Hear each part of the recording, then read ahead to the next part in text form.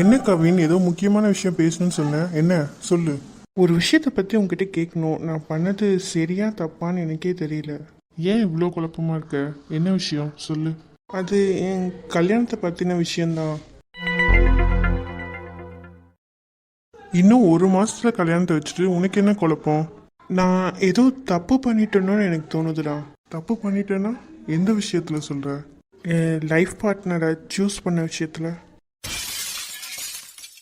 ஏன் இத்தனை நாள் இல்லாம இப்ப அது உனக்கு தோணுது? இல்லடா, ஏதோ ஒன்று தப்பா இருக்க மாதிரி எனக்கு தோணிட்டே இருக்கு. அது என்னன்னு சரியா எனக்கு சொல்ல தெரியல.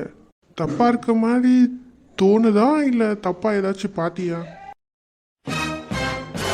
அப்படிலாம் இல்லைடா. அந்த கேரக்டர் பற்றிலாம் தெரிஞ்சு இன்னும் நல்லா புரிஞ்சுக்கிட்டு அதுக்கப்புறம் ஓகே சொல்லியிருக்கலாமோன்னு எனக்கு தோணுது. எனக்கும் அது தோணுச்சு. நீ ரொம்ப அவசரப்படுறியோன்னு. ஏன் உனக்கு ஏன் அப்படி தோணுச்சு? இல்லை, இப்போ ஆதாரம் இல்லாமல் எதுவும் சொன்னால் அது பெரிய பிரச்சனையாயிடும். நம்ம ஆதாரத்தை எல்லாம் ரெடி பண்ணிவிட்டு அதுக்கப்புறம் தான் சொல்லணும். கொஞ்ச நாள் வெயிட் பண்ணுவோம். அது ஒன்றும் இல்லைடா, டக்குன்னு ஒரே மாதத்தில் கல்யாணம்னு சொன்னது அதனால சொன்னேன், வேற ஒன்றும் இல்லை.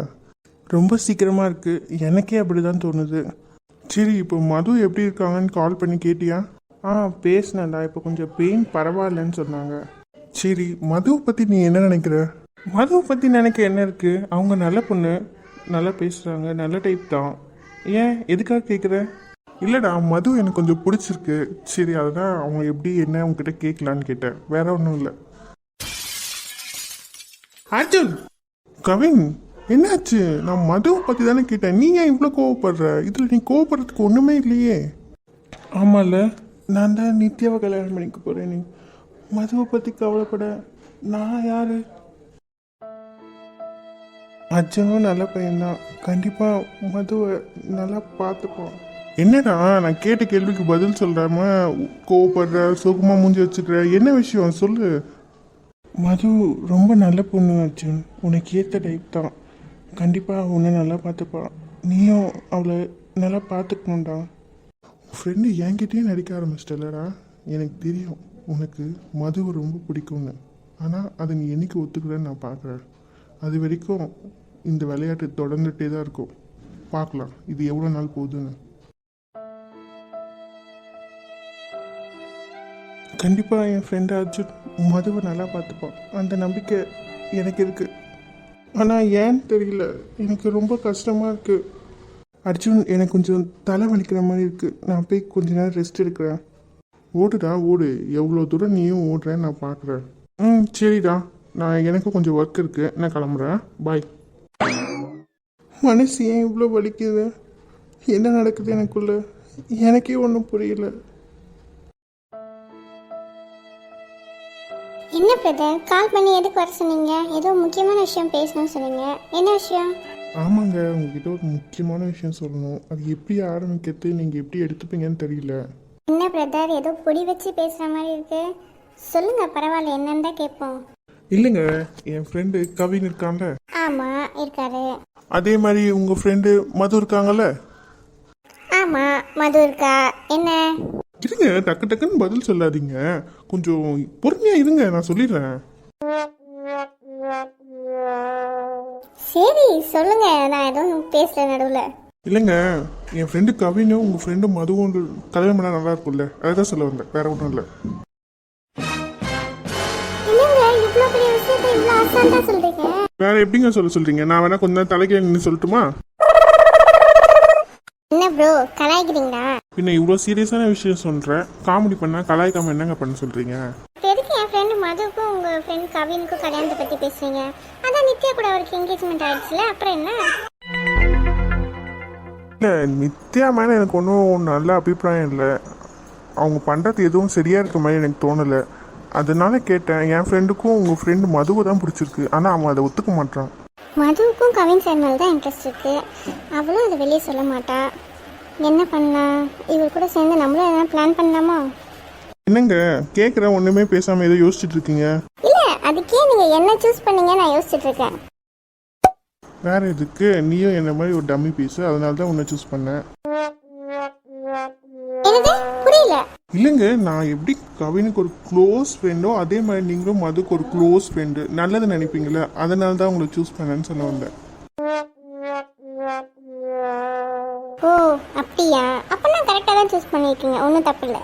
எல்லாம் என் நேரம். இல்லை நேரமாவது எதனா பிளான் போடலான்னு சொன்னேன். என்ன பிளானு? இது என்ன விடிய விடிய ராமாயணம் கேட்டு சீதைக்கு ராமன் சித்தப்பான்னு சொல்லும் போல இருக்கே. என்ன ப்ரோ வாய்க்குள்ளே ஏதோ பேசுறீங்க, கொஞ்சம் சத்தமாக சொல்லுங்க, அப்பதானே எனக்கும் கேட்கும். இங்க பாருங்க, நான் ஒரு பிளான் யோசிச்சு வச்சிருக்கேன், அதை உங்ககிட்ட சொல்றேன். உங்களுக்கு ஓகேவா இல்லையா, ஏதாவது சேஞ்சஸ் இருந்தால் சொல்லுங்க, இல்லைன்னா எப்படி பிளான் பண்ணான்னு நீங்களே கூட சொல்லுங்க. சொல்றேன் ஒண்ணுமே சொல்லாம இருக்கீங்க, சீக்கிரம் சொல்லுங்க. இப்போ உங்க ஃப்ரெண்டு மதுவை நான் லவ் பண்றேன்னு கவின் கிட்ட சொல்லியிருக்கேன். என்னங்க உங்க ஃப்ரெண்ட் கவின் கூட சேர்த்து இருக்கேன், இப்ப நீங்க லவ் பண்றேன்னு சொல்றீங்க, என்ன நினைச்சிட்டு இருக்கீங்க? ஐயோ, சொல்றத முதல்ல முழுசா கேளுமா, நடுவுல பேசாத. ஓ அப்படி சொல்ல வரீங்களா? சரி சொல்லுங்க. அதாங்க, என் ஃப்ரெண்டு கவின் கிட்ட நான் உங்க ஃப்ரெண்டு மதுவை லவ் பண்றேன்னு சொல்லியிருக்கேன். இப்ப நீங்க சொன்னா என்ன நடக்கும்? இப்போ உண்மையில லவ் பண்ணா அவனுக்கு அந்த பொசசிவ்னஸ் வரும்ல. ஓ அப்படிலாம் கூட வருமா? என்னது, அப்படிலாம் கூட வருமாவா? ஏமா நீ இதுக்கு முன்னாடி யாரா லவ் பண்ணிருக்கியா இல்லையா? இல்லையே. நல்ல ஆளை கூட்டு சேர்த்தம் போ, விளங்குன மாதிரி தான். என்ன இப்படிலாம் சொல்றீங்க? அதெல்லாம் நான் கரெக்டா பண்ணிடுவேன், நான் என்ன பண்ணணும்னு மட்டும் சொல்லுங்க. உனக்கு இந்த கான்செப்டை புரிய வைக்கிறதுக்கே எனக்கு 1 மணி நேரம் ஆச்சு. இன்னும் நான் என் பிளானை சொல்லி அது உனக்கு புரிஞ்சு நீ எக்ஸிக்யூட் பண்றதுக்குள்ள அவ்வளோதான், அடுத்த வருஷம் ஆயிடும். கல்யாணமாகி அவனுக்கு குழந்தையே பிறந்துடும் போல இருக்கு. ப்ரோ அதெல்லாம் நீங்க சொல்லுங்க, நான் வேலைன்னு வந்துட்டா கற்பூர மாதிரி கப்புன்னு பிடிச்சிப்பேன். சரி பார்க்குறேன் உன் டக்கு எதுன்னு. பிளானை சொல்லுங்க ப்ரோ.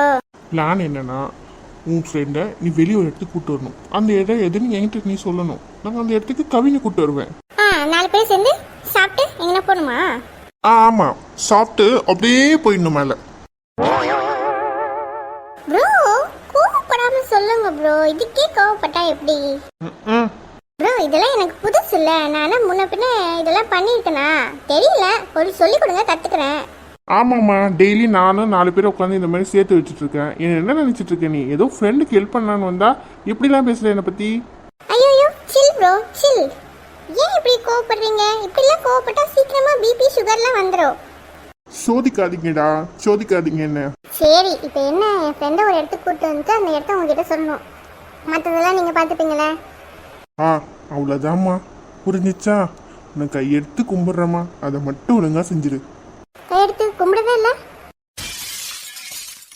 சத்தியமா என் வயிறறிஞ்சு சாப்பிடுறேன்டி, உனக்கெல்லாம் கல்யாணமே நடக்காது.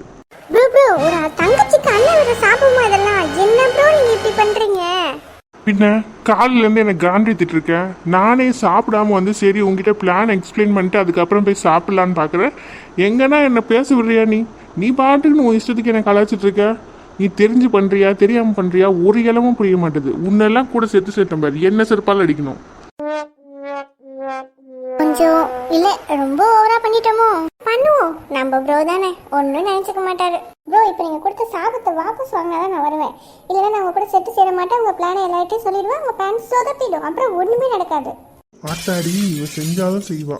என்னத்த பண்றது, வாயை வச்சுட்டு சும்மா இல்லாம நான் வேற சாபத்தை கொடுத்துட்டேனே.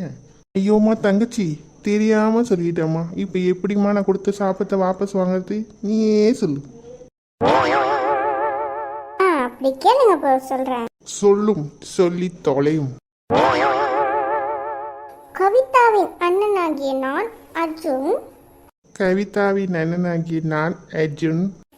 இதோ ஒரு மனக்குமுறலில் தெரியாமல் சொன்ன வார்த்தையை திருப்பி எடுத்துக்கொள்கிறேன். ஏதோ ஒரு மனக்குமுறலில் சொன்னதை திருப்பி எடுத்துக்கொள்கிறேன். போதுமா? சந்தோஷமா? இப்போ நான் சொன்னது சரியா? ஓகே இப்போ செய்கிறேன். எல்லாம் என் நேரம். இது கிட்டலாம் மாட்டிட்டேன்ல. என்ன ப்ரோ? நேரம் ஆயிடுச்சு, நான் போய் சாப்பிட்றேன்னு சொன்னேன், வேற ஒன்றும் இல்லை. சாப்பிடுங்க ப்ரோ, நீங்கள் சாப்பிட்றது தான் இந்த நாட்டுக்கு ரொம்ப முக்கியம். போங்க. நல்லா வச்சு கலாய்க்கிறேன். இருடி, சோடா புட்டி ஒன்று ஒரு நாள் கவனிச்சுக்கிறேன். பார்த்துக்கலாம். நான் போய் சாப்பிட போறேன், நீ எதனா பண்ணு. நீங்கள் போய் சாப்பிடுங்க, நான் சாப்பிட்டு தான் வந்தேன். இந்த நித்யாவோட ஆட்டத்துக்கு ஒரு முடிவு கட்டணும். மதுவுக்கு கவின் சார் தான் கரெக்டான ஜோடியாக இருப்பார். எனக்கு தெரிஞ்சு இவர் பண்ணுறது கரெக்டு தான். ஒரு நல்ல ஃப்ரெண்டு தான் கவின் சாருக்கு கிடச்சிருக்காரு. பாவம் ரொம்ப ஓட்டிட்டோம். அடுத்தவங்க வாழ்க்கையை தட்டி பண்ணிக்கணும்னு நினச்சல, உனக்கெல்லாம் இருக்குடி, அந்த கடவுள் இருக்கான்னு சும்மா சொன்னாங்க. ஆடுடி ஆடு, நீ எவ்வளோ நாள் ஆடுறியோ ஆடு. நீ எவ்வளோ ஆடினாலும் யார் தலையில் என்ன எழுதியிருக்கோ அதான் நடக்கும். அதை உன்னால் என்றைக்குமே மாற்ற முடியாது. என்ன நித்யா, நீ நினைச்ச மாதிரி ஒரு பணக்கார வீடு, மாமியார் கூட ஒரு புள்ள குச்சி தான் போல இருக்கு. ஒரு வார்த்தை சொன்னா ஆஃப் ஆயிடும். இனிமே அந்த வீடே உன் கண்ட்ரோல் தான் போலயே. மதுவையும் எதெல்லாம் ஒன்று பண்ணணும்னு நினைச்சேன், அதுவும் தானா நடந்துச்சு. எல்லாம் உனக்கு ஏற்ற மாதிரியே நடக்குது நித்யா. இனிமே என் லைன்ல யாரும் குறுக்க வரட்டும், அப்புறம் தெரியும் இந்த நித்யா யாருன்னு. வீட்லயே இருந்து ஒரே போர் அடிக்குது. கவி வந்தவொடனே எங்கன்னா வெளியே போயிட்டு வரணும். என்ன சுபா கால் பண்றா? ஹலோ, சொல்லு சுபா. எப்படி இருக்க மது, நல்லா இருக்கியா? நான் நல்லா இருக்கேன் சுபா. என்ன விஷயம் சொல்லு. 2 நாளா ஏண்டி நீ வீட்டுக்கே ஃபோன் பண்ணல? நான் எவ்வளவு பயந்துட்டேன் தெரியுமா? நான் கால் பண்ணாலும் எடுக்க மாட்டேன், நீயும் பண்ணல. என்ன ஆச்சு உனக்கு? அது ஒரு முக்கியமான மீட்டிங் வந்துருச்சுடி, வேற ஒன்றும் இல்லை. என்னத்தான் மீட்டிங்கோ? ஒரு தங்கச்சி ஞாபகம் கூட உனக்கு வராதா? சாரிடி, மறந்துட்டேன். சரி சாப்பிட்டியா? நான் சாப்பிட்டேன்டி, நீ சாப்பிட்டியா? ஏண்டி 2 நாளாக ஃபோன் எடுக்காத அளவுக்கு என்னடி அப்படி வேலை? உனக்கு ரொம்ப அவ்வளோ கஷ்டமா இருந்தா வீட்டில் இருந்து ரெஸ்ட் எடுடி, நான் பார்த்துக்கிறேன். ஏய், ரொம்ப பெரிய மனுஷி மாதிரி பேசாதடி. நான் உனக்கு அக்கா, எனக்கு தெரியும். சரியா? நீ ஃப்ரீயாக விட, எல்லாத்தையும் நான் பார்த்துக்கிறேன்.